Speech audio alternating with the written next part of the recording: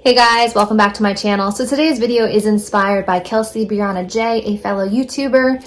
She recently did a what I passed on in 2021 video sharing what makeup products she did not buy last year and why, and I thought that was really interesting. I love hearing why YouTubers are drawn to certain products and not drawn to others. So if you guys would like to see what I passed on in 2021, then just keep watching.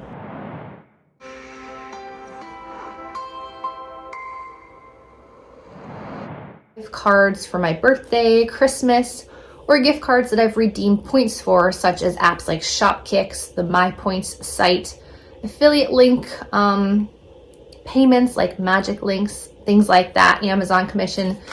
So I don't have a large budget for purchasing products. So therefore there are a lot of products that I did have to pass on last year.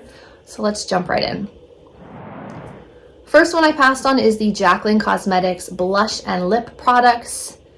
They just didn't really appeal to me for that price point. Also, I'm no longer a really big fan of Jaclyn. I used to watch her when I first started watching YouTube, but since then she's kind of faded away from me. My interest has waned with that. I did purchase her setting powder palette, but I ended up returning it because it just wasn't worth the hype and worth the price tag. Next would be the Glowish line. They are gorgeous products. The glowy skin tint, the glowy setting powder. I think they even had a glowy bronzer. But when Samantha Jane shared in one of her videos that one of the ingredients is pepper extract, I knew that I could not do it. I have an allergy to peppers. So I knew that would be a bad combination. So unfortunately, I had to pass on that whole line this year. But I do love her Tantour and her shadow palettes. They're beautiful. Colourpop. They've launched so many things this year, I couldn't keep up. So I passed on many of them. Actually, I think I passed on all of them. I don't think I've purchased any Colourpop products this year.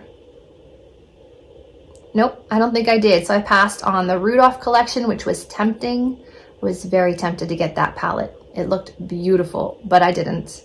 The Powerpuff line, the Mandalorian, I think there were some Disney ones. There were, I don't know, a handful of other ones that I did not purchase. There's just too many to keep up with.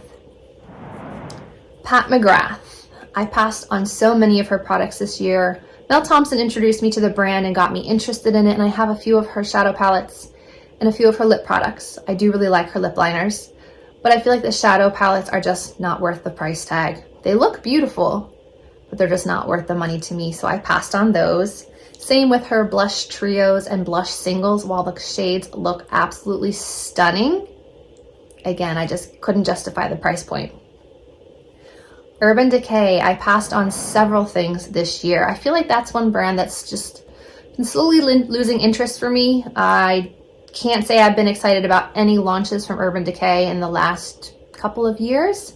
So I passed on the Naked Cyber palette, which is basically just a palette full of pastel-y shimmer shades. I really didn't see using that palette ever, so I didn't purchase that one.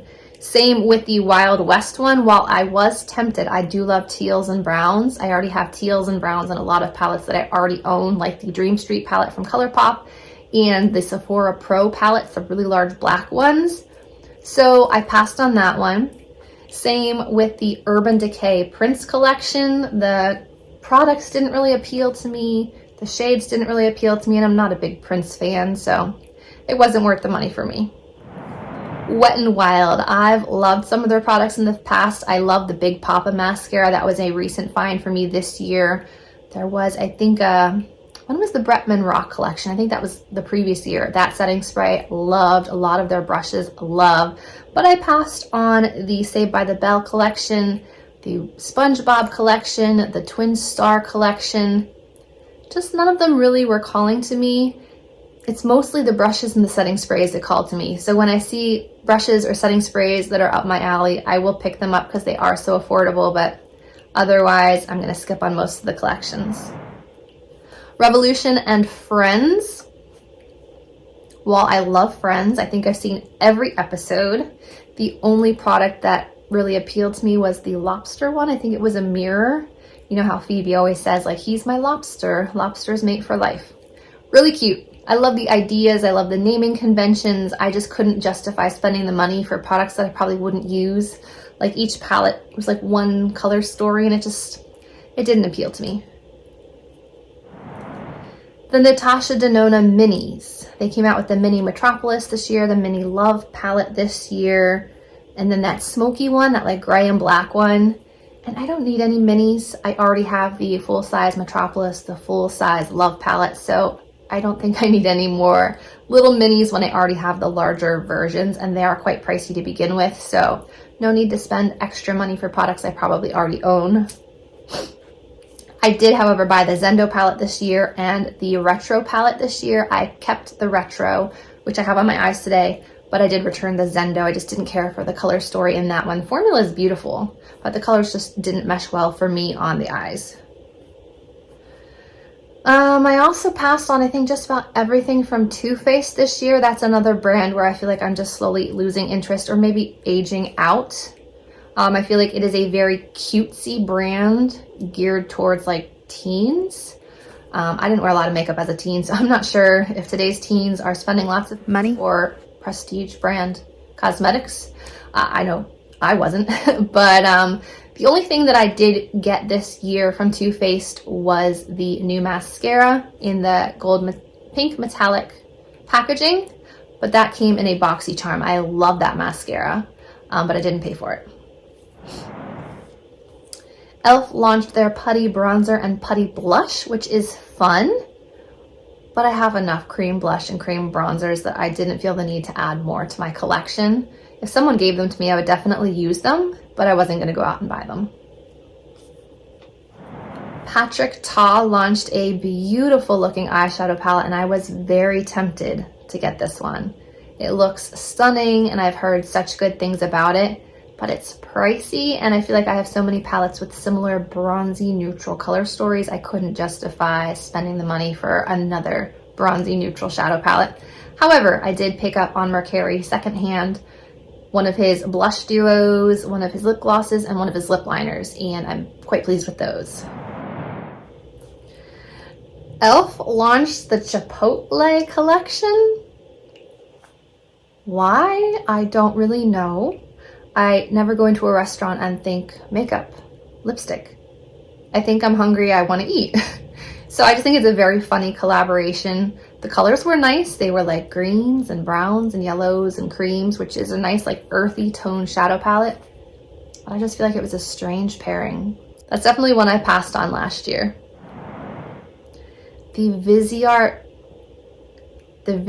Grande Pro 1 palette, like that really large, like purple, pink, and neutral palette. I really wanted to get this one. I love the Vizier matte little palettes, like the, what are they, 9 pan? 12 pan? They're 12 pan. They're some of my favorites. I love the formula, but I couldn't justify the price tag. Also, I use palettes that are more like this size, not this size. I just knew that if it's this large, I wouldn't be reaching for it. So unfortunately, I passed on that one, but that one is still one I'm eyeing. So if there is a sale in the future, I can't say I wouldn't get it, just that I haven't gotten it yet. And the last one I'm going to mention for now is the Alamar Encanto collection. While I love Alamar Cosmetics, I think I have something from every single line of theirs except their highlights, and I love them all. I just couldn't justify buying like a Disney collection just to review. The colors weren't really calling to me, the teals and the roses and the golds. Really pretty, just not colors that I wear often, so I didn't pick it up. My kids did go see the movie though, and they loved it. But that is it for what I passed on in 2021. Leave me a comment down below if you picked up any of the items I didn't, and let me know your thoughts, if you're happy with that purchase or if you wish you'd passed. And I'll see you in my next video. Bye guys.